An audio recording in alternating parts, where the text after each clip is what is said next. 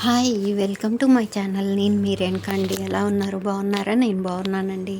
ఈరోజు మనం మంచివారికి చెడ్డవారికి చేసేవారి పనులను ఎలా ఉంటుందో చూద్దాము.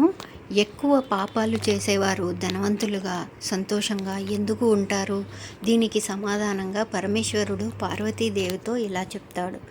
తెలుసుకొని జీవితాన్ని ఆనందమయంగా మలుచుకోవాలో నేర్చుకుందాం. ఈ ప్రపంచంలో పాపాత్ములైన మనుషులు, దుష్ట స్వభావం కలిగిన మనుషులు వీరెందరో ఎప్పుడూ సంతోషంగా ఉంటారు, సుఖవంతమైన జీవితాన్ని గడుపుతున్నారు అని పార్వతీదేవి స్వామిని ప్రశ్నిస్తుంది. మీ ప్రశ్నకు సమాధానం చెప్పడానికి ఇంకా కొంత సమయం పడుతుంది దేవి అని ఆ పరమేశ్వరుడు అంటారు. వారే ఎక్కువ ధనవంతులవుతున్నారు అని అడిగితే అప్పుడు ఆ పరమేశ్వరుడు, నీ ప్రశ్నకు తప్పక సమాధానం చెప్తాను దేవి, కానీ ఇప్పుడు కాదు. మనం వస్త్రధారణ చేసి భూలోక సంచారం చేసి వద్దాం పద అంటారు. అలా పార్వతీ పరమేశ్వరులు ఒక అడవి మార్గం గుండా వెళ్తుండగా ఆ మార్గ మధ్యలో ఒక పెద్ద వృక్షం నేలకు ఒరిగి కేవలం దాని వేర్లు మాత్రమే భూమిలో ఉంటాయి. ఆ పరమేశ్వరుడు చూసుకోకుండా అలా నడుస్తూ ఉండగా శివునికి ఆ వృక్షం తగిలి ఆ స్వామివారు ముందుకు పడిపోతారు. కాలికి బాగా గాయమై రక్తస్రావం అవుతూ ఉంటుంది. అప్పుడు పార్వతీదేవి బాధపడుతూ కంగారు పడుతూ తన చీర కొంగు చింపి గాయానికి కట్టుకడుతుంది. అప్పుడు పరమేశ్వరుడు మాత్రం ఆ వృక్షానికి నువ్వు ఇంకా విశాలంగా తయారవ్వమని, అడవిలోనే అన్నిటికన్నా పెద్ద వృక్షంగా మారాలని వరం ఇచ్చాడు. పార్వతీదేవికి ఏమీ అర్థం కాలేదు. అదేంటి స్వామి, ఈ వృక్షం వలన మీకు అంత పెద్ద గాయం అయ్యింది, మీరు ఈ వృక్షానికి ఎందుకు సహాయం చేస్తున్నారు? పైగా అన్ని వృక్షాల కన్నా ఇంకా పెద్దగా అవ్వమని ఎందుకు చెప్పారు? మీ లీల ఏమిటో నాకు అర్థం కావడం లేదు. అప్పుడు ఈ ప్రశ్న నేను తప్పక సమాధానం చెబుతాను దేవి, ఇప్పుడు మాత్రం మనం తిరిగి కైలాసానికి వెళ్దాం పద అంటారు. పరమేశ్వరుడు పార్వతీదేవి ఇద్దరూ కైలాసానికి తిరిగి ప్రయాణమై తరువాత కూడా పార్వతీదేవికి మాత్రం భూలోకంలో జరిగిన దాని గురించి ఆలోచిస్తూ స్వామి ఎందుకు ఆ విరిగిన వృక్షాన్ని అడవిలోనే అన్నింటికన్నా పెద్దదిగా ఉండమని వరాన్నిచ్చారు అని అదే ఆలోచిస్తూ ఉండబట్టలేక స్వామివారి వద్దకు వెళ్ళి మరలా అదే సందేహాన్ని అడుగుతుంది. ఈ ప్రపంచంలో పాపాత్ములైన మనుషులు, దుష్ట స్వభావం కలిగిన మనుషులు వీరెందరూ ఎప్పుడూ సంతోషంగా ఉంటారు, సుఖవంతమైన జీవితాన్ని గడుపుతున్నారు అని పార్వతీదేవి స్వామిని ప్రశ్నిస్తుంది. మీ ప్రశ్నకు సమాధానం, విరిగిపోయిన వృక్షం చాలా పెద్దగా అవ్వాలని పరమేశ్వరుడు వరమిచ్చారు కదా. ఆ వృక్షం అతి కొద్ది రోజుల్లోనే అడవిలోనే అతిపెద్ద వృక్షంగా మారిపోయింది. ఆ వృక్షం ఎదురుగా అడవిలో ఉన్న ప్రతి వృక్షం చిన్నదిగానే కనిపిస్తుంది. మనుషులు ఎలా ఉన్నారు అంటే తమ దుష్ట స్వభావాన్ని వారు వదులుకోలేకపోతున్నారు. వారి చెడ్డ అలవాట్లను వారు వదులుకోలేరు. తమ నీచతత్వాన్ని కూడా వారు చనిపోయేంత వరకు వదలడం లేదు. చెరుకులోని గుణం ఏమిటి? తీయదనమని అందరికీ తెలుసు. చెరుకు ఎప్పుడు కూడా తనలో ఉన్న తీయదనాన్ని ఎలా వదలదో అలాగే మామిడిలోని గుణం ఏమిటి? పులుపు. దాన్ని కూడా అది ఎప్పుడూ వదలదు. అలాగే చెడ్డ మనుషులు కూడా తమ అలవాట్లను వదలలేరు.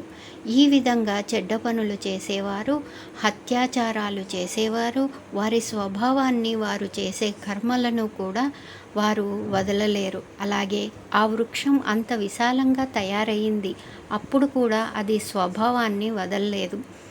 ఏ రోజు పక్షులకు తమ ఆశ్రయం ఇచ్చేది కాదు, గూడు కట్టుకొని ఇచ్చేది కాదు. పరమేశ్వరుడు ఈ ముల్లోకాలకు దేవుడు.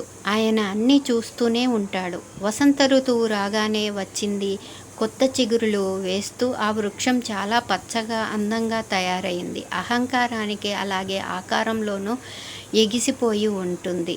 ఆ పూర్తి అడవిలోనే ఆ వృక్షం కన్నా అందమైన వృక్షం మరొకటి లేదు. ఎందుకంటే పరమేశ్వరుడు అలాంటి వరాన్ని ఇచ్చాడు మరి. అందువలననే దాని అహంకారం ఆకాశమంత ఎత్తుకు ఎగబాకింది.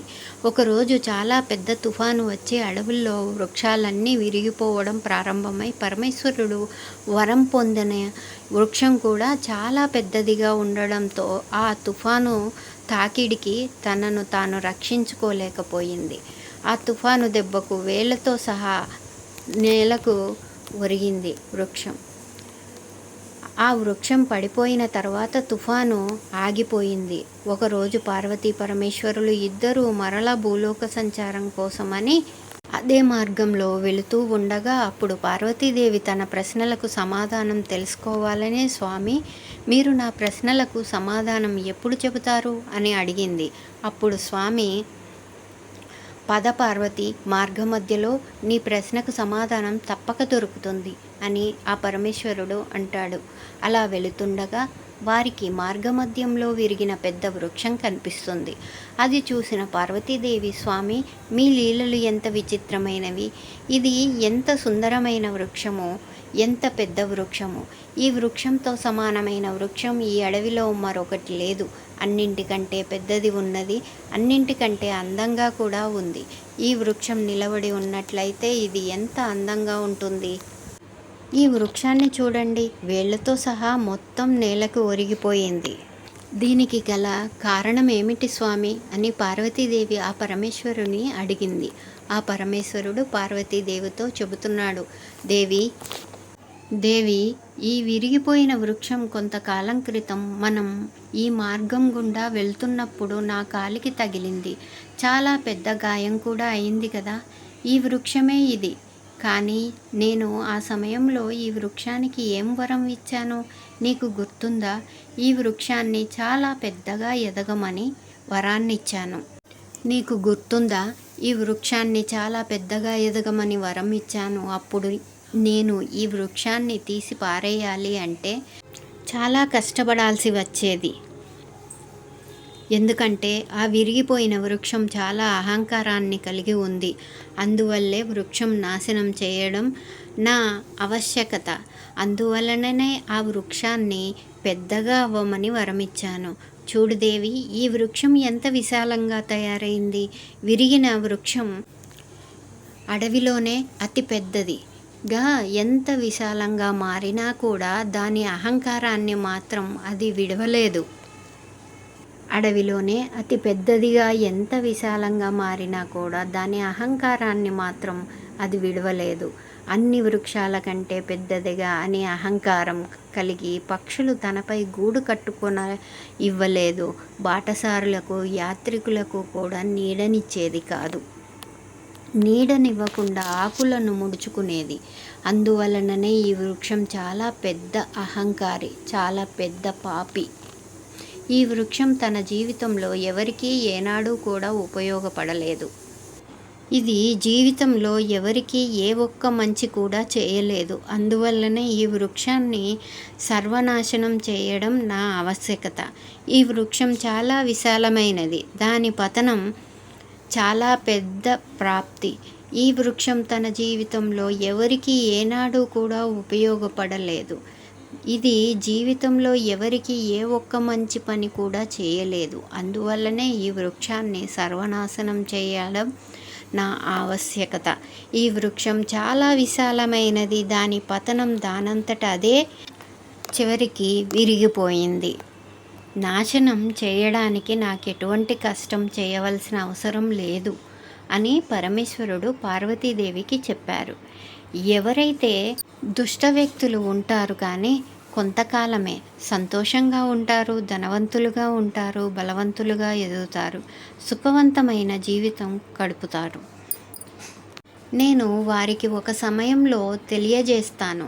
ధర్మ మార్గంలో రావడానికి వారికి అవకాశం కూడా ఇస్తాను. అలా మారకపోతే ఏ విధంగా అయితే ఈ వృక్షం వేళ్లతో సహా నాశనం అవుతుందో అదేవిధంగా పాపాత్ములు కూడా నాశనమైపోతారు. ఈ వృక్షానికి అవకాశం ఇచ్చినా కూడా ఈ వృక్షం తనలో ఎటువంటి మార్పు లేకపోవడం ఈ వృక్షంలో వేళ్లతో సహా నాశనం అవుతుంది. అదేవిధంగా పాపాత్ములు కూడా నాశనం అయిపోతారు. ఈ వృక్షానికి అవకాశం ఇచ్చినా కూడా ఈ వృక్షంలో తను ఎటువంటి మార్పు తెచ్చుకోలేదు. అదేవిధంగా మనుషులు తమలో మార్పు తెచ్చుకోకపోయినట్లయితే వారు కూడా ఈ వృక్షం మాదిరిగానే నాశనమైపోతారని పార్వతీదేవికి ఆ పరమేశ్వరుడు ఇచ్చిన సందేశం. అప్పుడు పార్వతీదేవి అంటుంది, స్వామి, మీరు ఈ ముల్లోకాలకు నాథుడు. మీ లీలలు నాకు అసలు అర్థం కాలేదు. మీరు ఇచ్చిన వరంలో ఎంత అర్థం ఉందో అప్పుడు నాకు తెలియదు. అదేవిధంగా పాపాత్ముల వినాశనం తన చేతిలోనే ఉంది. రాముడి పేరు ప్రతి ఒక్కరూ వినే ఉంటారు. రామాయణంలో రావణుడు 3 లోకాలు తన జ్ఞానంతో గెలిచాడు, కానీ తన మృత్యువుని తనే స్వయంగా కోరి తెచ్చుకున్నాడు. రావణుడు మరణించినాడు నప్పుడు ఏడవటానికి మండోదరి తప్ప ఎవరూ లేరు. ప్రపంచంలో మనుషులు అహంకారంతో మునిగిపోయి ఉన్నారు. అహంకారంతో ఎదుటివారి మనుషులను నొప్పిస్తున్నారు, పాపాలను చేస్తున్నారు. పాపాలు చేస్తూ ఏమాత్రం కూడా భయపడడం లేదు. వారు కొంతకాలం మాత్రమే సుఖంగా సంతోషంగా ఉంటారు. ఆ మాటలు ఆ పరమేశ్వరుడు స్వయంగా పార్వతీదేవితో చెప్పారు. అటువంటి వారు కొంతకాలం మాత్రమే సుఖంగా ఉంటారు. పూర్తి జీవితం సంతోషంగా ఉండలేరు. అహంకారం విడవకపోతే వారి వృక్షం లాగే అంతం తప్పదు. వేళ్లతో సహా సర్వనాశనము తప్పదు. ఎంత అంటే మరలా ఎదగలేనంతగా. ఎందుకంటే అలాంటి వారి యొక్క పెరుగుట విరుగుట కొరకే. అందువలననే మన పురాణాలు చెబుతున్నాయి, నీకు ఉన్నంత దానిలో లేని వారికి సహాయం చేయమని, ఆపదలో ఉన్న వారిని ఆదుకోమని.